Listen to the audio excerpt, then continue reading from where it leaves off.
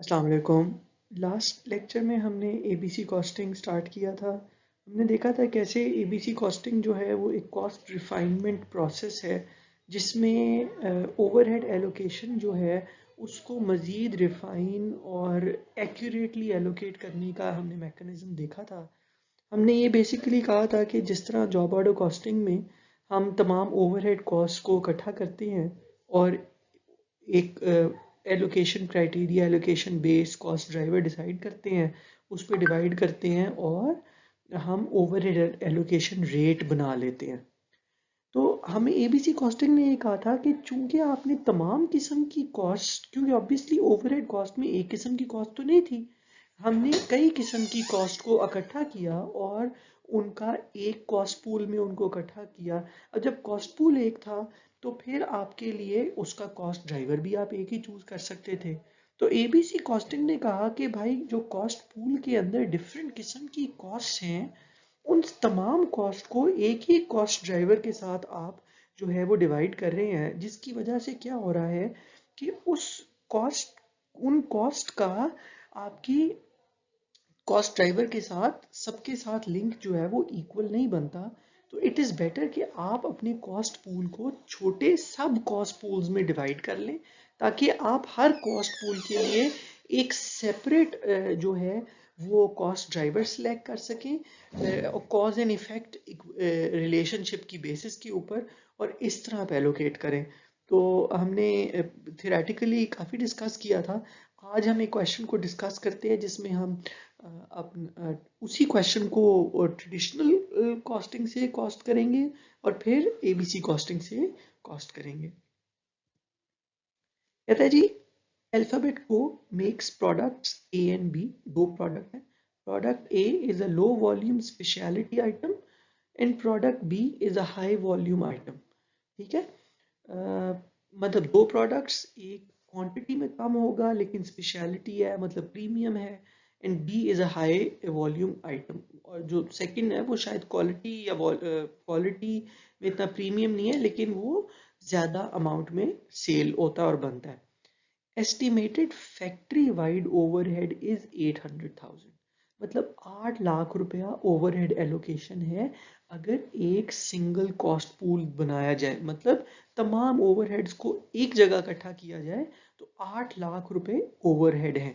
Overhead क्या? Indirect cost. Indirect cost वो होती है जो हमने किसी ना किसी मैकेनिज्म के तौर पे एलोकेट करनी होती है अपने प्रोडक्ट्स को, हम डायरेक्टली ट्रेस नहीं कर सकते। फिर साथ ही कहता है and the number of direct labour hours for the year is estimated to be 50,000 hours. इसका मतलब है 8 लाख नॉर्मल कॉस्टिंग याद है, एस्टिमेटेड ओवरहेड कॉस्ट, ठीक है, वो है हमारी 8 लाख। ठीक है, एस्टिमेटेड ओवरहेड कॉस्ट कितनी है? 8 लाख। और estimated direct labour hours for the year कितने हैं? 50,000।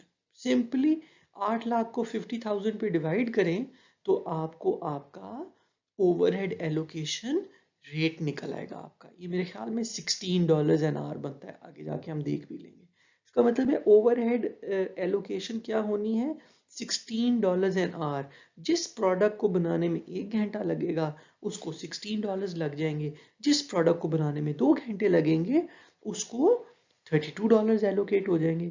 और कहता है जी डायरेक्ट लेबर कॉस्ट जो है वो $10 पर आवर है। ठीक है।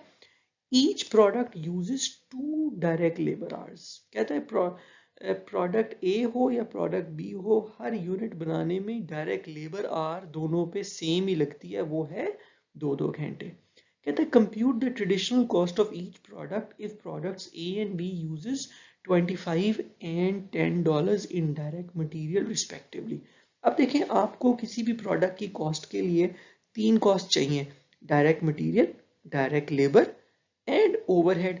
इस क्वेश्चन में आपको डायरेक्ट मटेरियल दिया हुआ है, प्रोडक्ट ए के लिए 25, प्रोडक्ट बी के लिए $10। फिर डायरेक्ट लेबर चाहिए, दोनों उसने कहा ना each product uses two direct labour hours. इसका मतलब है, और $10 पर आवर आपका डायरेक्ट लेबर की कॉस्ट है, मतलब हमारी जो वेजेस हैं वो $10 एन आवर है। इसका मतलब हो गया कि 25 प्रोडक्ट ए की अगर बात करें तो $25 जो है वो डायरेक्ट मटेरियल का, और $20 जो है वो उसका डायरेक्ट लेबर का। इसी तरह प्रोडक्ट बी पे $10 डायरेक्ट मटेरियल का और $20 डायरेक्ट लेबर का। और ओवरहेड की जहाँ तक बात की, हमने पहले भी बताया कि हमने जुबानी कैलकुलेट कर लिया था, 800,000 divided by 50,000 is equal to $16 एन आर। मतलब overhead allocation rate normal costing के मुताबिक क्या हो गया, $2 $16 एन आर। तो अब प्रोडक्ट ए पे भी चूंकि 2 घंटे लगे हैं, प्रोडक्ट बी पे भी 2 घंटे लगे हैं, और चूंकि हमारे पास कॉस्ट ड्राइवर हम एक ही चूज कर सकते हैं, तो हमने यहाँ पे ओवरहेड एलोकेशन के लिए जो कॉस्ट ड्राइवर चूज किया हुआ है वो हमने चूज किया हुआ है डायरेक्ट लेबर आवर्स। मतलब जिस प्रोडक्ट पे जितने घंटे लगेंगे उस हिसाब से ओवरहेड एलोकेट होगा। तो प्रोडक्ट ए पे 2 घंटे लगे, $16 के हिसाब से $32 एलोकेट हो गए, और प्रोडक्ट बी पे भी $32 एलोकेट हो गए। इसका मतलब है ट्रेडिशनल कॉस्टिंग के मुताबिक जब हमने पूरे का पूरे 8 लाख को एक कॉस्ट पूल के तौर पे रखा है, और एक ही कॉस्ट ड्राइवर जो कि डायरेक्ट लेबर आवर्स है को लिया है, तो हमारी प्रोडक्ट ए की कॉस्ट निकली है $77, वेयर एज प्रोडक्ट बी की कॉस्ट निकली है $62। ठीक हो गया। ये आपकी ट्रेडिशनल कॉस्टिंग, या उस तरह कह सकते हैं जिस तरह हमने जॉब ऑर्डर कॉस्टिंग में कॉस्ट को कैलकुलेट किया था। लेकिन हम आगे जाके देखते हैं कि अगर आप यही क्वेश्चन हम एक्टिविटी बेस्ड कॉस्टिंग की बेसिस पे करें, मतलब इस 8 लाख को डिफरेंट एक्टिविटीज में डिवाइड कर लें। ठीक है, इस 8 लाख का ब्रेकअप हम इस अगर 8 लाख के ब्रेकअप में देखें तो फिर जाके देखते हैं कि क्या सब पूल्स बनते हैं। ये क्वेश्चन में गिवन होगा। इस क्वेश्चन में तो चूंकि गिवन ही नहीं है, आपको डायरेक्टली कोई और इन्फॉर्मेशन नहीं है और 8 लाख आपको बताया हुआ है, तो वहां पे तो आप एक ही ओवरहेड पूल बनाएंगे। लेकिन ऑब्वियसली जब आपकी कंपनी अपनी होती है, मैन्युफैक्चरिंग कर रहे होते हैं, तो आपको उसकी आठ, जैसा इस केस में 8 लाख की डिटेल भी आपके पास गिवन होगी। नेक्स्ट स्लाइड में हमें वो डिटेल भी प्रोवाइड करेंगे। जी, अब जब एक्टिविटी बेस्ड कॉस्टिंग है तो ऑब्वियसली उस 8 लाख का ब्रेकअप चाहिए। अच्छा, ब्रेकअप में ये देखें, उन्होंने फिर आपको वो जो 8 लाख था, वो टोटल अभी भी 8 लाख है, वहां हमने एक कॉस्ट पूल बनाया था ओवरहेड का, इनडायरेक्ट कॉस्ट का। अब उसने क्या है, उसने आपको कहा कि ये जो 8 लाख है ना, इस 8 लाख की जो कॉस्ट है ना, उनका ताल्लुक जो है वो 2 लाख जो है वो मशीन सेटअप्स की कॉस्ट है, मशीन सेटअप्स की ओवरहेड कॉस्ट है, 140,000 इंस्पेक्शंस की कॉस्ट है, 80,000 मटेरियल्स हैंडलिंग की कॉस्ट है, मशीनिंग डिपार्टमेंट की जो कॉस्ट है वो 3,20,000 है, क्वालिटी कंट्रोल डिपार्टमेंट में जो ओवरहेड कॉस्ट आ रही है वो 60,000 है। इसका मतलब है अब ये जो 80,000 है वो आपका 80,000 जो है, 8 लाख सॉरी जो कॉस्ट है, वो उसकी उसकी उसने आपको डिवीजन दे दी, 1 2 3 4 5, क्या जी 5 डिफरेंट किस्म के कॉस्ट पूल्स आपके पास बन गए। ठीक है, अब जब 5 कॉस्ट पूल बन गए, अब हम बाउंड नहीं है कि हम इन पांचों के लिए, जिस तरह हमने ट्रेडिशनल कॉस्टिंग में पूरे के पूरे 8 लाख के लिए डायरेक्ट लेबर आवर्स को यूज किया था एज एन एलोकेशन बेस, यहाँ पे हम हमारे पास चूंकि 5 पूल्स हैं, हम पांचों के लिए 5 डिफरेंट पूल्स भी यूज कर सकते हैं, या ऐसे भी कर सकते हैं कि 3 के लिए डिफरेंट हो, 2 के लिए सेम हो। ये हमारी अब डिस्क्रेशन है, लेकिन 5 हम डिफरेंट वेरिएबल यूज कर सकते हैं। अब क्या है, अच्छा इन लेकिन एक चीज है, जाहिर बात है कि सिर्फ कॉस्ट अलहदा नहीं करने का फायदा, कॉस्ट के साथ हम उससे related activity level, measurable activity भी होनी चाहिए। क्यों? क्योंकि अल्टीमेटली रेट निकालने के लिए डिवाइड करेंगे तो निकलेगा ना। ठीक है, तो अब देखें, उसने पहला कहा 2 लाख मशीन सेटअप्स की कॉस्ट है, साथ ही उसने बता दिया कि जी प्रोडक्ट ए और प्रोडक्ट बी पे मिला के टोटल 5,000 सेटअप्स लगेंगे। ठीक है, जिसमें से 3000 प्रोडक्ट ए पे लगेंगे और 2000 प्रोडक्ट बी पे लगेंगे। इसका मतलब है आपके पास जो मशीन सेटअप्स की कॉस्ट है 200,000, उसके अगेंस्ट 5000 मशीन सेटअप्स जो हैं वो प्रोडक्ट ए और प्रोडक्ट बी में इस्तेमाल हो रहे हैं। ठीक है, तो यहाँ पे कॉस्ट ड्राइवर जो क्या हो जाएगा, वो नंबर ऑफ सेटअप्स हो गए। ठीक है, इसी तरह इंस्पेक्शंस डिपार्टमेंट में जो कॉस्ट आ रही है वो 140,000 की कॉस्ट है, और टोटल इंस्पेक्शंस कितनी हो रही हैं, 800 इंस्पेक्शंस, 500 प्रोडक्ट ए में, 300 प्रोडक्ट बी में। और कॉस्ट ड्राइवर यहाँ पे फिर हम इस 140,000 को किस पे यूज करेंगे, नंबर ऑफ इंस्पेक्शंस पे। तो हमारा कॉस्ट ड्राइवर मतलब अब प्रोडक्ट ए और प्रोडक्ट बी को किस बेसिस पे कॉस्ट एलोकेट होगी, जितने इंस्पेक्शंस उस प्रोडक्ट की हुई होंगी। ठीक है, इसी तरह मटेरियल्स हैंडलिंग की 80,000 की कॉस्ट है, और मटेरियल रेक्विजिशन प्रोडक्ट ए और प्रोडक्ट बी की जो मिला के हुई है वो 800 मटेरियल रेक्विजिशंस हुई हैं। तो number of material requisitions cost driver बन जाएगा इस 80,000 की को डिवाइड करने के लिए। ठीक है, चूंकि प्रोडक्ट ए और प्रोडक्ट बी जो है वो दोनों ने इक्वल रेक्विजिशंस भेजी हैं, तो ये दोनों इक्वली डिवाइड हो जाएंगी। इसी तरह फिर मशीनिंग डिपार्टमेंट में जो कॉस्ट आ रही है ओवरहेड वो 3,20,000 है, और जो आपके पास प्रोडक्ट ए में मशीन आवर्स यूज हो रहे हैं वो 12,000 है, प्रोडक्ट बी में जो मशीन आवर्स यूज हो रहे हैं वो 28,000 है। तो आपका जो टोटल मशीन आवर्स यूज हो रहे हैं वो 40,000 है। तो आपकी जो मशीन आवर्स या मशीन डिपार्टमेंट की ओवरहेड कॉस्ट है वो नंबर ऑफ मशीन आवर्स के ऊपर एलोकेट होगी। ठीक है, इसी तरह क्वालिटी कंट्रोल डिपार्टमेंट का 60,000 का ओवरहेड है, और वहाँ पे जो एक्टिविटी लेवल है वो टोटल जो टेस्ट रन हुए हैं वो 750 टेस्ट रन हुए हैं क्वालिटी कंट्रोल क्वालिटी चेक के लिए, जिसमें से 600 प्रोडक्ट ए के हैं, 150 प्रोडक्ट बी के हैं, और जो आपका कॉस्ट एलोकेशन ड्राइवर है वो है नंबर ऑफ टेस्ट। इसका मतलब क्या है कि जी जिधर ज्यादा टेस्ट इनकर होंगे वहां पे कॉस्ट ज्यादा एलोकेट हो जाएगी, जिधर कम कॉस्ट इनकर टेस्ट इनकर होंगे वहां पे कम ओवरहेड एलोकेशन होगी।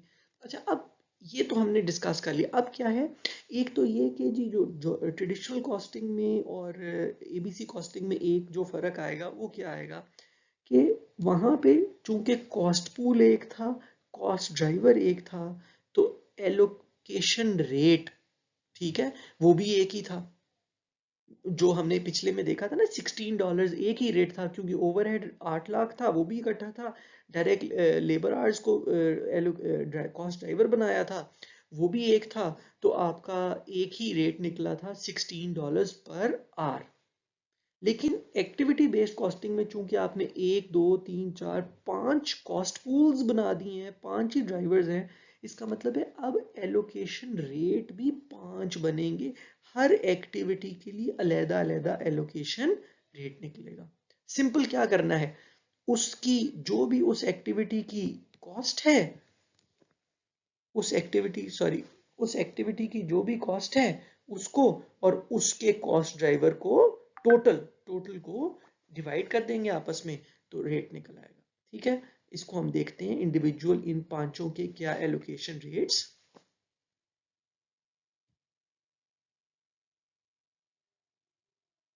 निकल रहे हैं।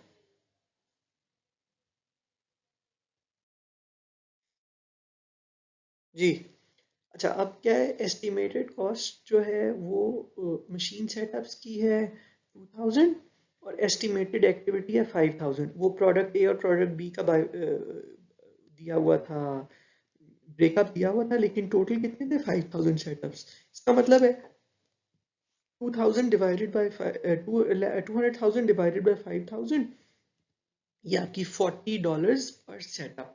ठीक है, इसी तरह नंबर ऑफ इंस्पेक्शंस थी 140,000, 80 डिवाइडेड बाय 800 इंस्पेक्शंस, ये 175 पर इंस्पेक्शन। मटेरियल्स हैंडलिंग जो है वो 80,000 डिवाइडेड बाय 800 मटेरियल एक्विजिशंस, तो $100 पर रेक्विजिशन।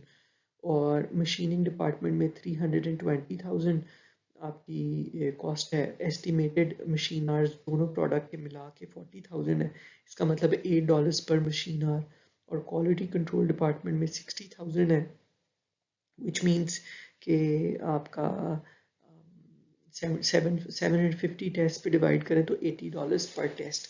अब ये क्या ओवरहेड रेट क्या निकला है, ये जो पहले तो जैसा वहां पे $16 पर डायरेक्ट लेबर आवर था, एक ओवरहेड रेट था, यहाँ पे हमारे पास ये 5 ओवरहेड रेट्स निकल आए हैं। ठीक हो गया।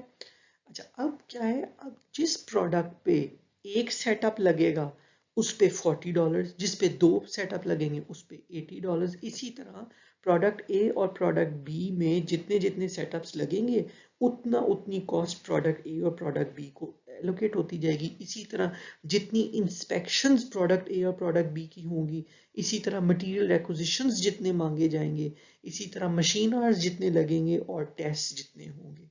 तो ये तो आपका रेट निकल आया। अब सिंपली हमने जो हमारी एक्टिविटीज थी प्रोडक्ट ए और प्रोडक्ट बी पे, मतलब जितने सेटअप्स जितनी इंस्पेक्शंस दोनों में प्रोडक्ट्स में डिवाइड हुई थी, उनको अब हम ये उसको एलोकेट करें और इस हिसाब से तो हमें हमारी कॉस्टिंग पता चलती जाएगी।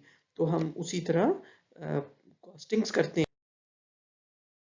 कहता है कि अब ये उसने आपको वही थोड़ा ब्रेकअप दे दिया, उसने आपको ये इंफॉर्मेशन दी कि अगर 100, अब याद है हमने जॉब ऑर्डर कॉस्टिंग में भी किया था कि बैच की कॉस्ट भी हो सकती है और इंडिविजुअल यूनिट की भी हो सकती है, तो उसने आपको 100 A's और 100 B's मतलब 100 यूनिट प्रोडक्ट्स का बैच, प्रोडक्ट ए का और प्रोडक्ट बी का, उसके ऊपर क्या चीजें लग रही हैं वो उसने आपको बताई। उसने कहा जी 100, एक बैच 100 एज का मतलब एक ऐसा बैच जिसमें 100 प्रोडक्ट ए बनेंगे और 100 प्रोडक्ट बी बनेंगे, उस पे क्या चीजें लग रही हैं। प्रोडक्ट ए पे कहता है 60 मशीन सेटअप्स लग रहे हैं, 10 इंस्पेक्शंस लग रही हैं, 4 मटेरियल हैंडलिंग्स हो रही हैं, रिक्विजिशन फॉर्म्स जा रहे हैं प्रोडक्ट ए के लिए, मशीनिंग डिपार्टमेंट में जो 100 यूनिट्स प्रोडक्ट ए बनाने के लिए घंटे लगते हैं वो 2 घंटे 40 मिनट लगते हैं, और एक बैच में जो क्वालिटी कंट्रोल डिपार्टमेंट में टेस्ट रन होते हैं प्रोडक्ट ए के वो 3 होते हैं। इसी तरह प्रोडक्ट बी के 100 यूनिट बनाने के लिए 10 मशीन सेटअप लगते हैं, 2 इंस्पेक्शंस होती हैं, 2 मटेरियल हैंडलिंग होती है और मशीनिंग डिपार्टमेंट में 120 घंटे लगते हैं और एक क्वालिटी कंट्रोल टेस्ट लगता है। ठीक है, याद है हमारा प्रोडक्ट ए जो है वो प्रीमियम प्रोडक्ट था, प्रोडक्ट बी जो है वो थोड़ा लो क्वालिटी का प्रोडक्ट था। इसी तरह देखें, इसलिए अपेरेंटली नजर भी आ रहा है कि प्रोडक्ट ए में जो रिसोर्सेज इस्तेमाल हुए हैं वो 100 यूनिट्स के लिए प्रोडक्ट ए में रिसोर्सेज ज्यादा यूज हुए हैं, प्रोडक्ट बी में रिसोर्सेज कम यूज हुए हैं। अब हमारे पास एलोकेशन, हमने एलोकेशन रेट्स अभी पिछली स्लाइड पे निकाले हुए थे। ठीक है, सिंपली उन एलोकेशन रेट्स को जब हम मल्टीप्लाई करेंगे मशीन सेट, अगर आपको याद हो तो मेरे ख्याल में एलोकेशन रेट में मशीन सेटअप का रेट निकला था $40 पर मशीन सेटअप, तो 40 मल्टीप्लाई बाय 60 तो 2400 मशीन सेटअप्स का ओवरहेड एलोकेट हो गया। इसी तरह प्रोडक्ट बी पे 10 सेटअप्स लगे हैं तो 40 मल्टीप्लाई बाय 10 400 हो गया। ठीक है, इंस्पेक्शन का पर इंस्पेक्शन जो हमारा रेट निकला था वो निकला था 175, तो आपके $10 इंस्पेक्शन प्रोडक्ट ए को लगी है तो 10 मल्टीप्लाई बाय 175 1750 जो है वो आपका इंस्पेक्शंस का प्रोडक्ट ए पे लग गया। और प्रोडक्ट बी में चूंकि सिर्फ 2 इंस्पेक्शंस होती हैं तो 2 मल्टीप्लाई बाय 175 350 हो गया।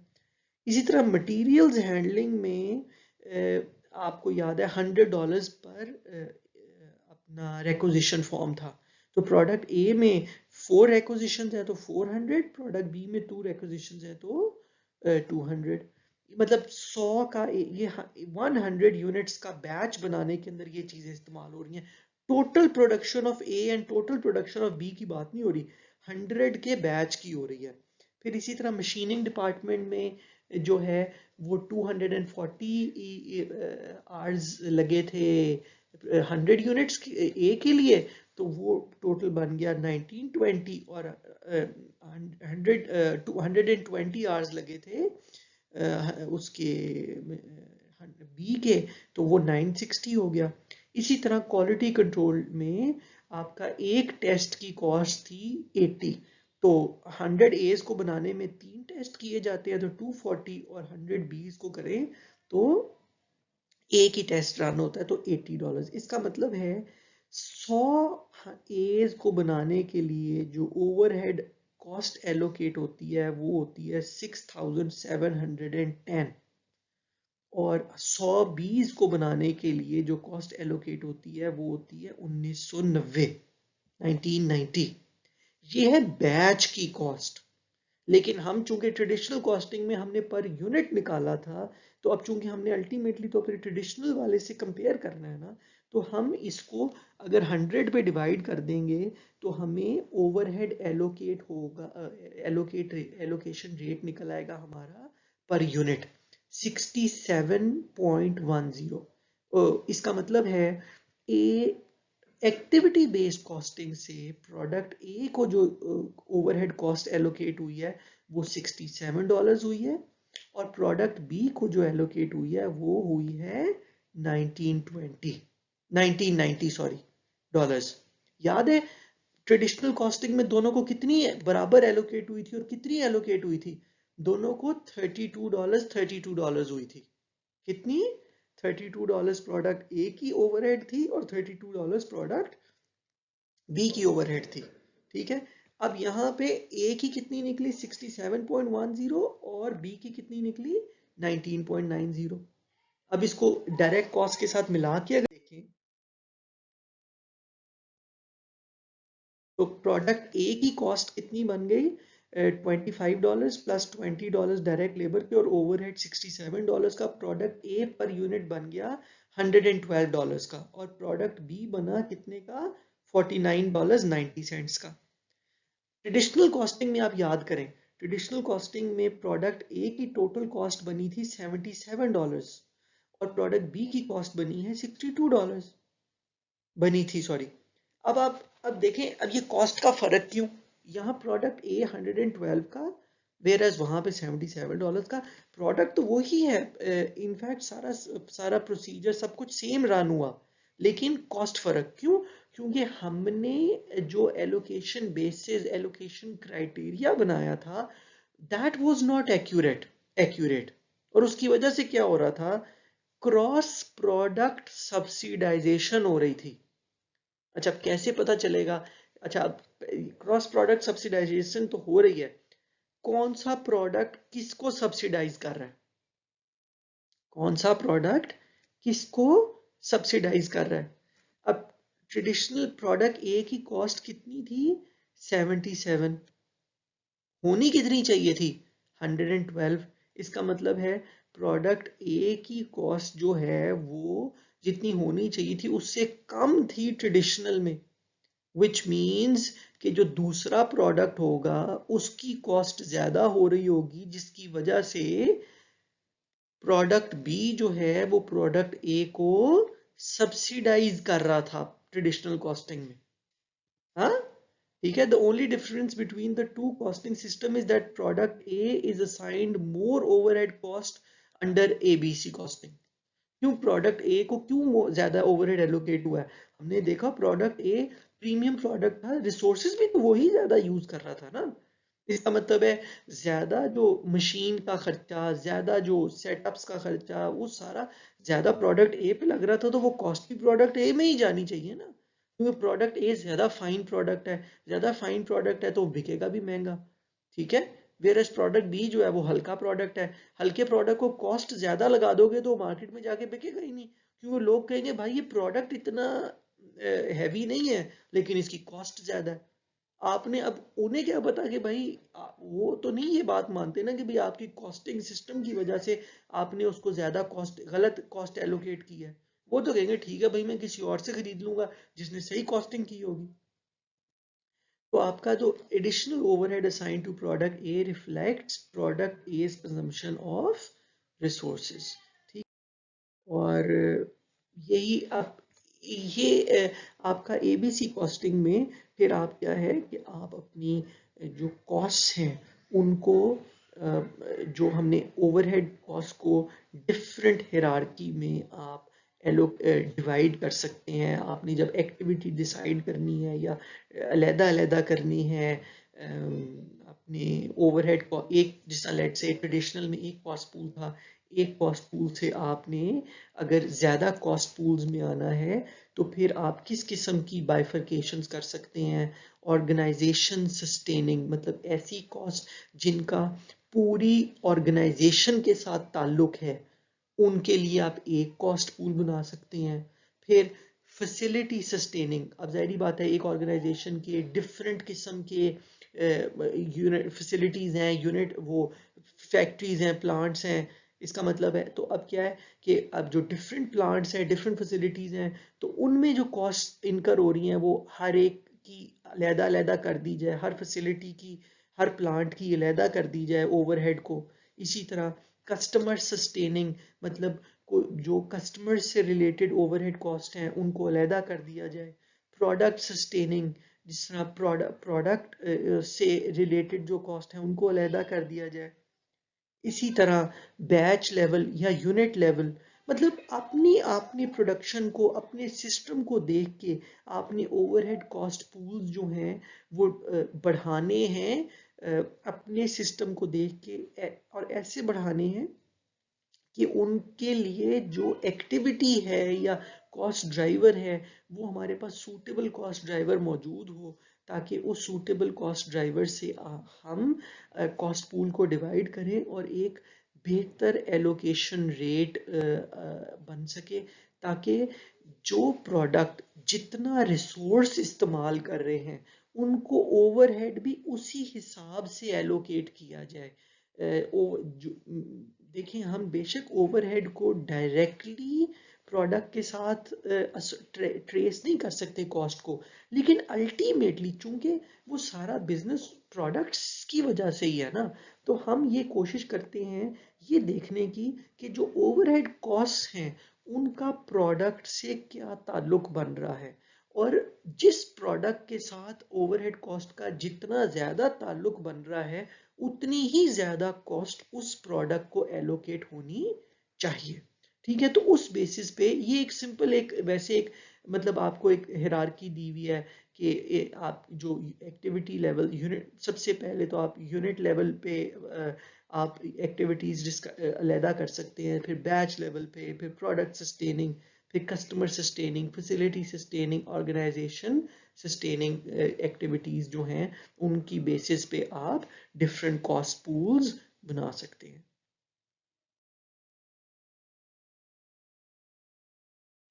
अब ये एक आपको सिर्फ ऐसे समझाने के लिए रेफरेंस के तौर पे कि आपकी डिफरेंट किस्म की जो कॉस्ट हैं ओवरहेड, ये जो तमाम कॉस्ट है ना ये ओवरहेड कॉस्ट हैं। ठीक है, इनको आप इनको आप देखो कि किस कैटेगरी में फॉल करती हैं। जैसा book keeping software, book keeping मतलब अकाउंटिंग सॉफ्टवेयर। अब जनरली अकाउंटिंग सॉफ्टवेयर जो है वो पूरी की पूरी ऑर्गेनाइजेशन के लिए एक ही होता है, तो इसको हम ऑर्गेनाइजेशन सस्टेनिंग एक्टिविटी कह सकते हैं।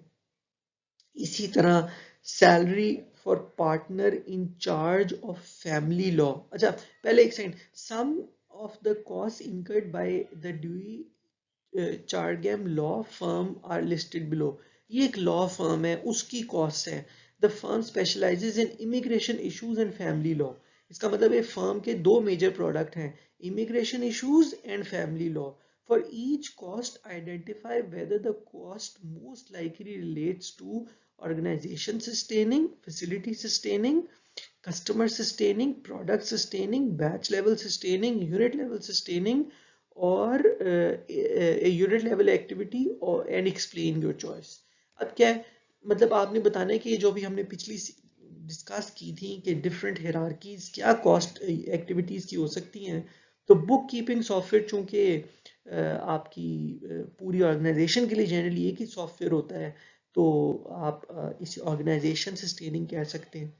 फिर इसी तरह उसने कहा salary for partner in charge of family law. अब देखो दो प्रोडक्ट थे ना, एक इमिग्रेशन इशू और एक फैमिली लॉ। तो इसका मतलब है ये हमारा फैमिली लॉ से रिलेटेड है, तो हम इसको प्रोडक्ट सस्टेनिंग कह सकते हैं। ठीक है। उसके बाद फिर ऑफिस सप्लाईज। अब जितने ऑफिस हैं उनकी सप्लाईज हैं, मतलब ऑफिस में जो चीज़ें यूज होती हैं, तो हम उसको फैसिलिटी सस्टेनिंग में कह सकते हैं।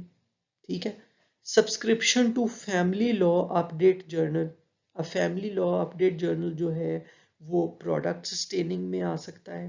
अच्छा, इसमें ना एक और बात है, ये हम जनरली डिस्कस करें, इन सब का आंसर एक्चुअल में अगर organisation to organisation, product to product differentiate करेगा, आपकी जो एक्चुअल ऑन ग्राउंड जो सर्कमस्टांसेस है उनकी बेसिस पे डिसाइड होगा कि ये जो आपकी कॉस्ट है ये किन किन कैटेगरीज में डिवाइड हो सकती है, किन कॉस्ट पूल्स में डिवाइड हो सकती हैं। वो डिपेंड करता है आपकी ऑपरेशंस किस किस्म की हैं आपकी कंपनी की, और इस तरह की सारी चीज़ों को देखते हुए। बट जो एक क्रक्स है ना बात का, वो ये है, जितने ज़्यादा कॉस्ट पूल्स बनाएंगे और जितने ज़्यादा उन कॉस्ट के कॉस्ट ड्राइवर्स अलहदा-अलहदा होंगे, जितने ज़्यादा एलोकेशन रेट्स सेपरेट होंगे, उतनी एफिशिएंटली आपकी कॉस्ट जो है वो एलोकेट होगी एबीसी कॉस्टिंग के मुताबिक।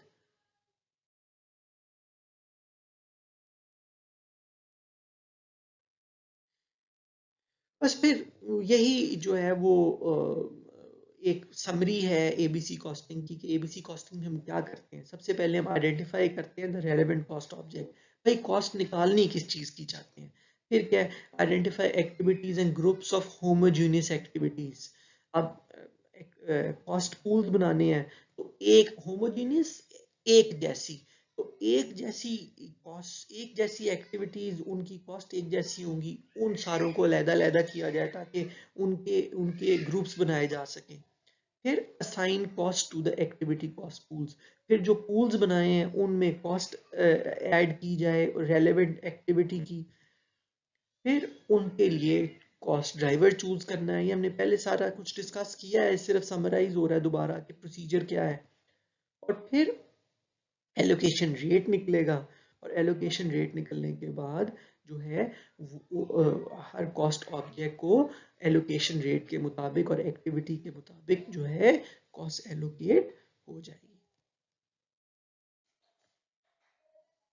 अच्छा, बस सिंपल। और फिर लास्ट बात यह है कि कॉस्ट ड्राइवर्स कैसे सिलेक्ट करने हैं। मतलब कॉस्ट पूल्स तो बना लिए, कॉस्ट तो अलहदा कर ली, मतलब आपने लेट से वो 8 लाख को 5 डिफरेंट कॉस्ट में डिवाइड तो कर दिया कॉस्ट पूल।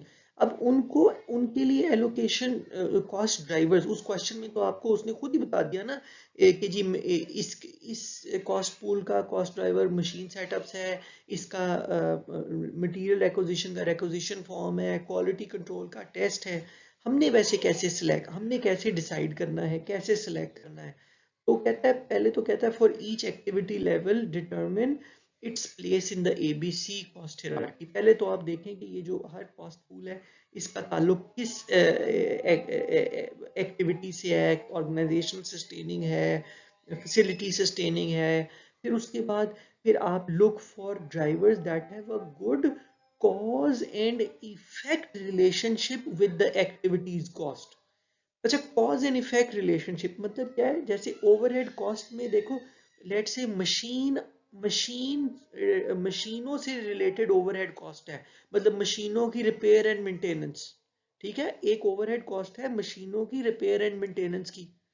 अब मशीनों की ओवरहेड कॉस्ट के लिए ड्राइवर ढूंढ रहे हैं, तो क्या ड्राइवर आप डिफरेंट ड्राइवर्स में, अब डायरेक्ट लेबर आवर्स लेट से आप सोचो।